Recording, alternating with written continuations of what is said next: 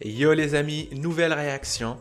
On enchaîne directement avec Fruit Basket, la saison 2, l'épisode 2. Alors, qu'est-ce qui s'est passé durant l'épisode 1, justement? Il y a eu Yuki et Mokoto. Mokoto est folle amoureuse de Yuki. Voilà, elle a constitué son petit fan club pour les gens qui adorent Yuki parce que Yuki, c'est un ange descendu du ciel et qui influe involontairement sur les autres élèves. Bref, on sait tous que Mokoto, on la reverra plus de sitôt, c'est bon, on va plus la développer, ça j'en suis sûr à 90%. Elle a eu droit à son petit épisode, même s'il était plus centré sur Yuki que sur elle.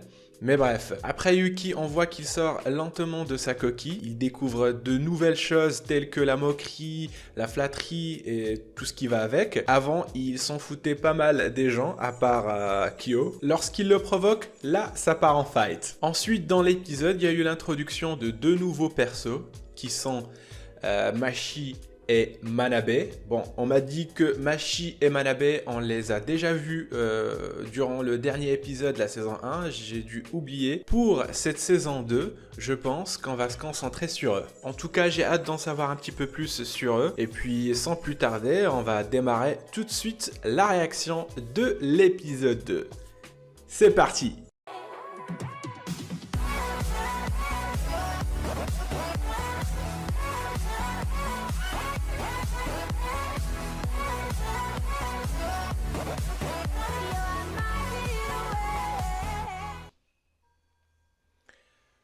C'est parti. Ah oui, la prof. Je l'ai complètement oublié.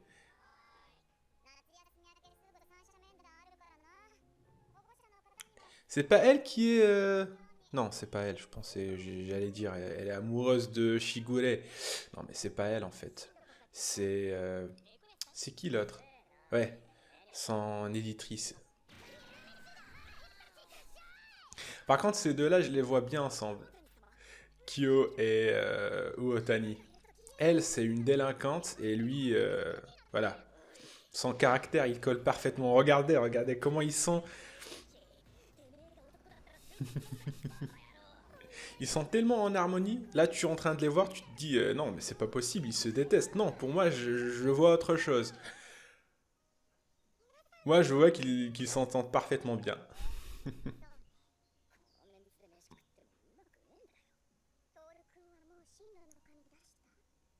Et elle, je la vois plus avec Yuki.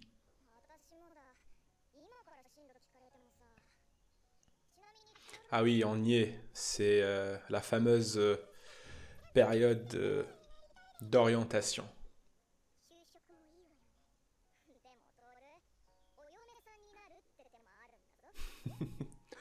Oui, mais c'est vrai que Toru ferait une excellente épouse.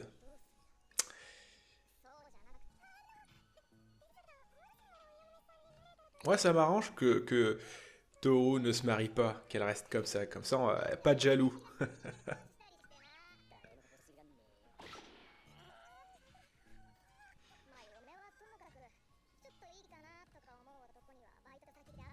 Oh! Ah, d'accord, j'ai rien dit.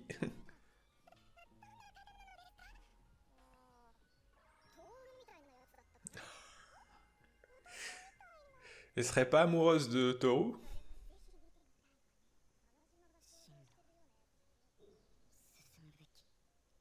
C'est vrai que c'est une grande question. L'opening, il est tellement serein.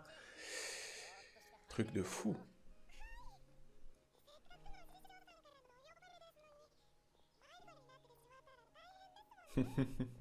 Ah, le maître de Kyo, mais je l'ai complètement oublié lui aussi. Ah, il y a tellement de persos.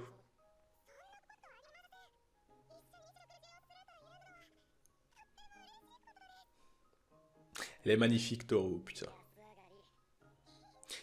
Est-ce qu'il existe quelque chose en ce monde qui puisse la contrarier, la vexer? Non, je vois pas, hein.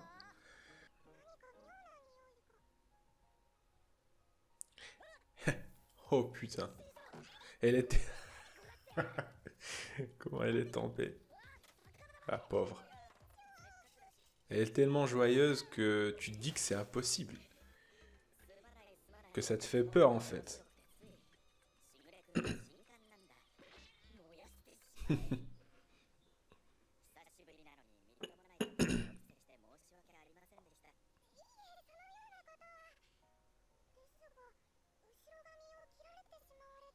Ouais, c'est ce que j'ai remarqué aussi, hein. Je l'ai vraiment pris pour Shigure.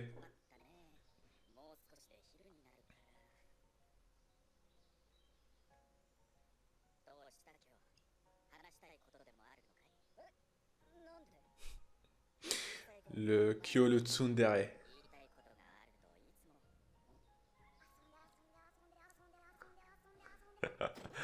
Ah.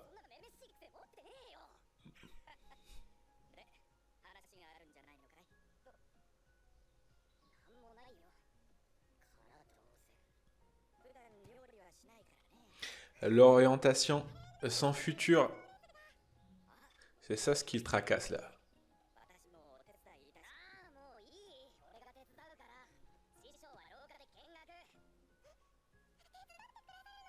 Mais pourquoi ils sont partis voir le maître? Est-ce que c'est, voilà justement, pour son orientation, pour qu'il puisse le guider, lui filer des conseils?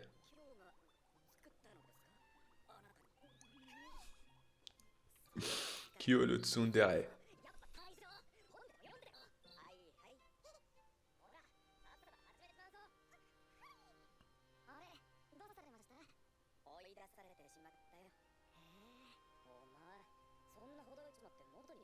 Oh.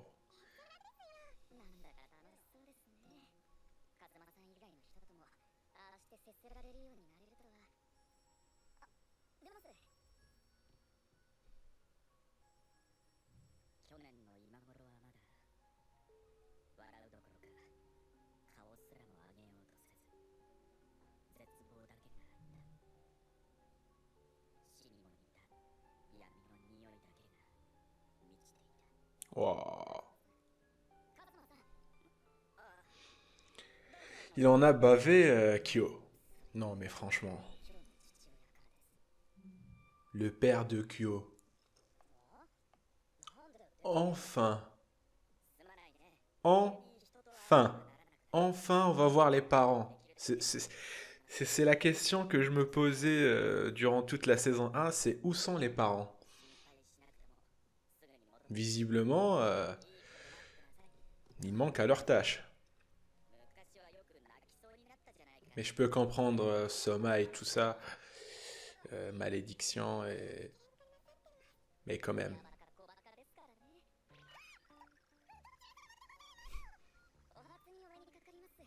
Un perso secondaire, s'il vous plaît?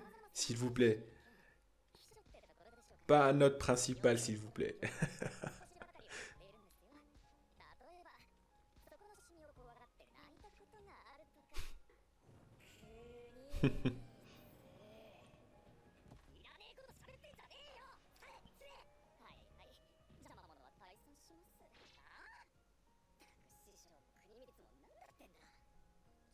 Il a vraiment du mal à être honnête avec ses sentiments.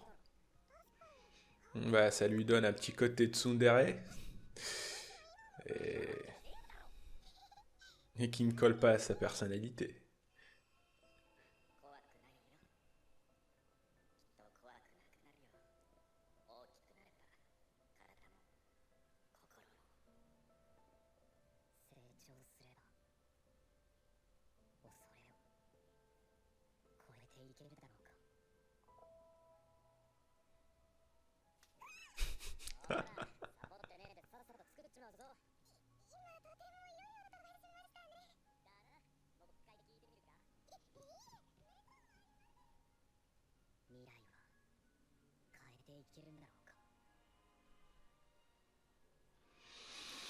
Avec, avec Toru, j'ai envie de te dire oui, oui, tout est possible avec... c'est le père de Kyo?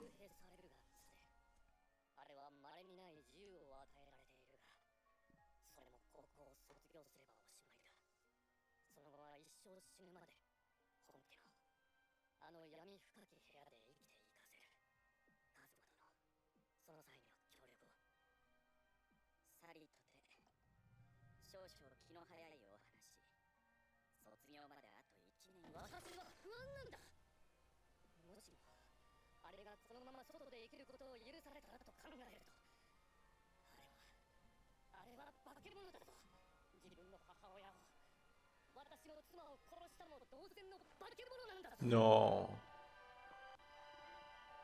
Là, pour le coup, c'est un père toxique.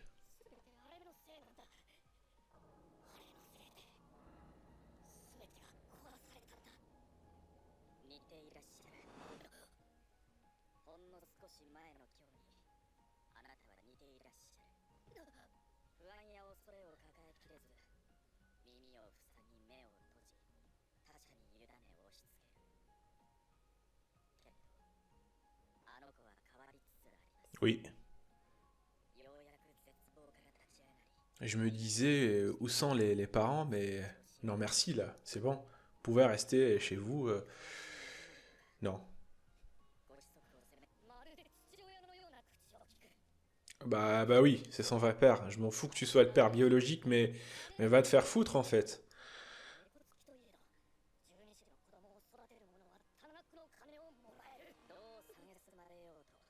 C'est ça ce qui t'intéresse?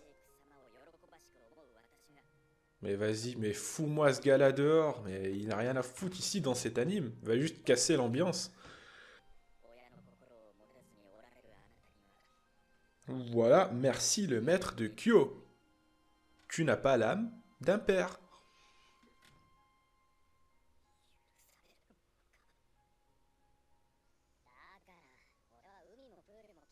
Putain, son père toxique.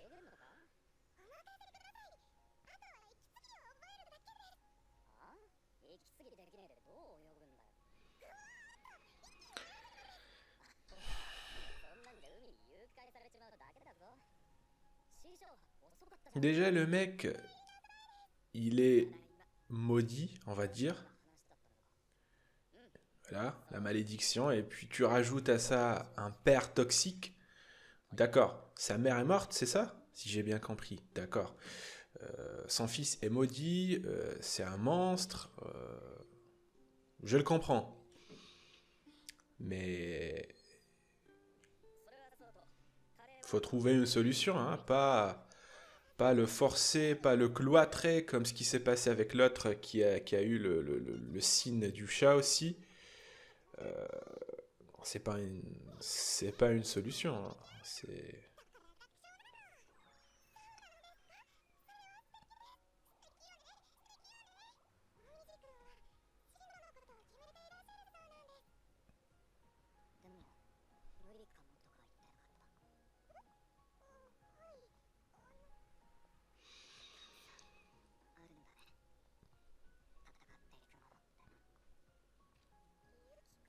En fait, c'est ça.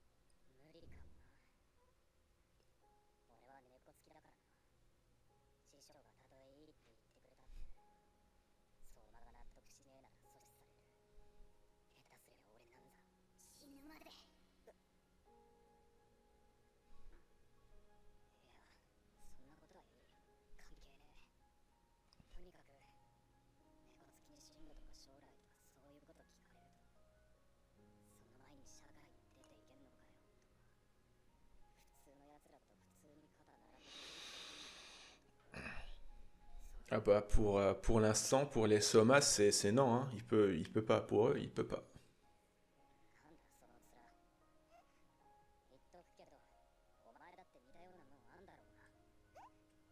C'est vrai qu'on s'est concentré sur les Somas, mais pour Toru, c'est vrai qu'on sait pas ce qu'il veut faire plus tard.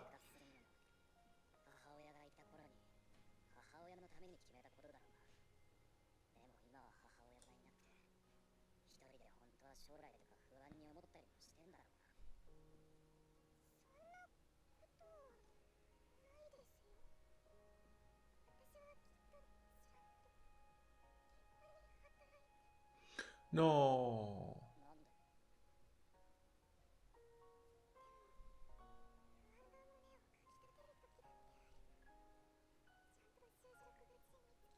Oh non. C'est ce que je me disais, elle est trop joyeuse pour être vraie. C'est vraiment, elle est tellement joyeuse que ça te fait peur. Elle se soucie tellement des autres et tout le temps en joie qu'elle oublie le fait que elle aussi, elle a des angoisses. Et là, comme ça, hop, elle vient de tilter.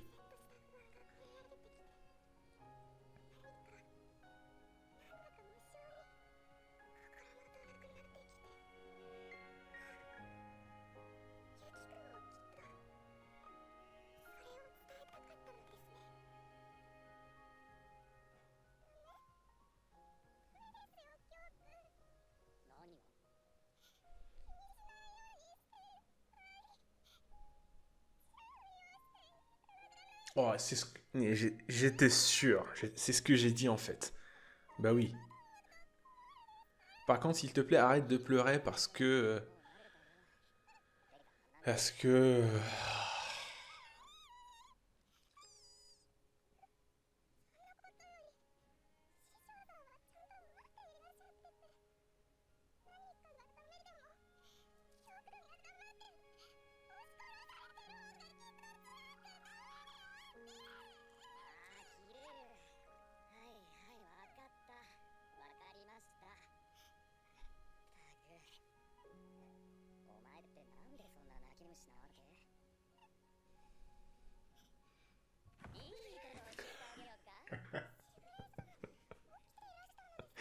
Oh là là là.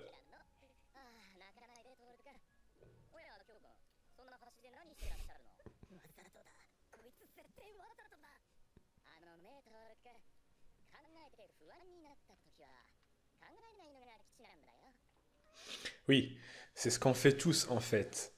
Mais ça ne marche pas, hein.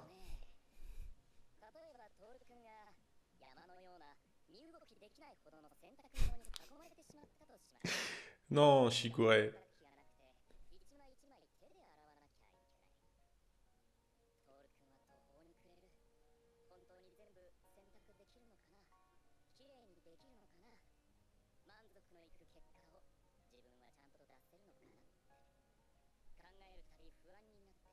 Ça, c'est vrai en fait. Ça, faut juste commencer hein, et puis on verra après. Voilà. C'est vrai que là, il marque un point, Shigure. Là, il a raison. Il a parfaitement raison. Parce que tu as une paperasse à finir là, des trucs à signer, des trucs à remplir. Après, je dois prendre ma pause déj, je vais peut-être pas y arriver. Et puis, en fait, il faut juste commencer. Hein.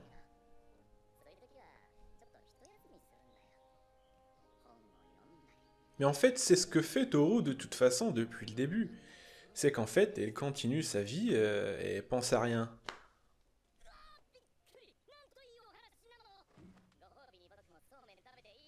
On reconnaît bien Shigure, l'écrivain.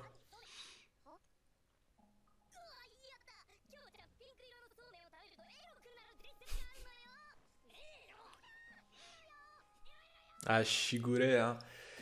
Tu vas pas nous berner, hein. On sait que t'es quelqu'un d'autre.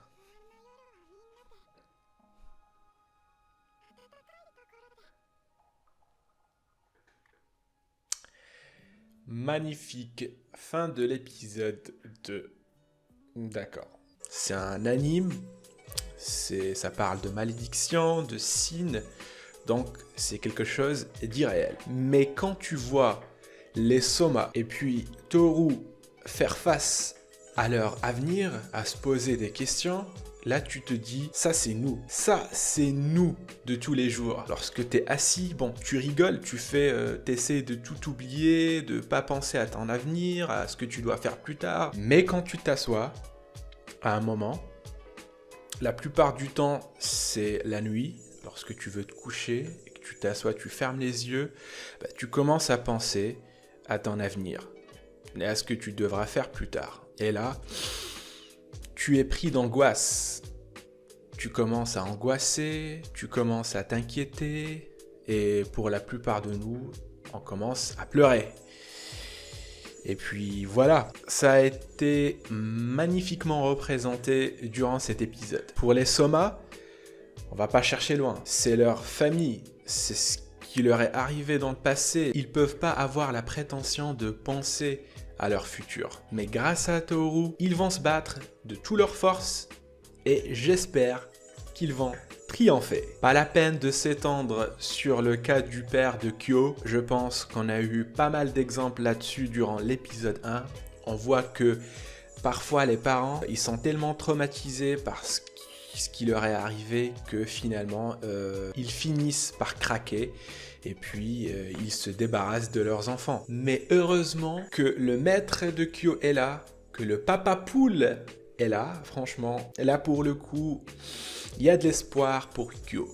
Et surtout avec Toru, il y a encore plus d'espoir. On a passé un pur moment de plaisir, de gentillesse, de tendresse durant cet épisode, mais plus encore d'empathie. Et surtout, durant la discussion de Kyo avec Toru, il savait qu'elle faisait face, elle aussi, à des angoisses similaires. Il a continué à les énumérer avec une précision, mais précise. Une précision extrême qui était un petit peu trop pour le cœur de Toru. Et finalement, elle ne pouvait plus contrôler les larmes qui se déversaient sur sa joue. Toutes les peurs qu'elle avait enfouies en elle, eh bien, tout à coup, elles lui vinrent à l'esprit. Donc, qu'est-ce qu'on peut résumer? C'est que tout simplement, l'empathie, mais désinvolte, je vais dire désinvolte, de Kyo envers Toru, eh bien, ça a débloqué un torrent d'émotions pour Toru. Sa voix, elle était tremblante. Elle demandait à Kyo de s'arrêter, s'il te plaît. J'ai pas envie de penser à ça, s'il te plaît. Laisse-moi être joyeuse comme je le suis toujours. C'est ça ce qu'elle lui a dit. On pense à rien, on avance et on va ce que l'avenir nous réserve. J'aurais aimé que ça soit comme ça pour tout le monde, même dans la vie réelle, mais malheureusement, ça ne marche pas toujours. Des fois, tu es obligé tout simplement de réfléchir à ton avenir. Pourquoi? Parce que peut-être tu as des parents toxiques, peut-être que ton entourage t'y force. Il y a plusieurs cas possibles. Donc, c'est pas toujours le cas, c'est pas toujours la meilleure chose à faire, mais ça peut aider, tout simplement. Et on finit sur une petite remarque, c'est que Kyo, il commence à changer aussi. Comme avec Yuki durant l'épisode 1, là on est à l'épisode 2, et qui est centré sur Kyo et Toru, les deux. Et on voit que Kyo, lui aussi, il commence à changer. Comme l'avait décrit son maître. Avant, il était tellement désespéré, il déprimait que tu voyais Kyo, et puis tu voyais la mort, et puis tu te disais, bah c'est la même chose. Mais maintenant, c'est complètement différent grâce à Toru. Même si il a toujours son petit côté tsundere, mais maintenant on le remarque beaucoup trop, ce qui fait qu'il commence un petit peu à s'épanouir. Et ça, c'est beau. Bref, si vous avez kiffé la réaction, n'hésitez pas à lâcher un pouce bleu, à commenter aussi si l'envie vous prend et à vous abonner aussi, c'est le plus important, et plus encore de rester chez vous jusqu'à la fin du confinement. J'ai pris un petit air calme durant ma review, mais finalement je ne faisais que suivre l'épisode. Bref, je vous donne rendez-vous pour la prochaine réaction. Sur ce, prenez soin de vous et à la prochaine. Ciao!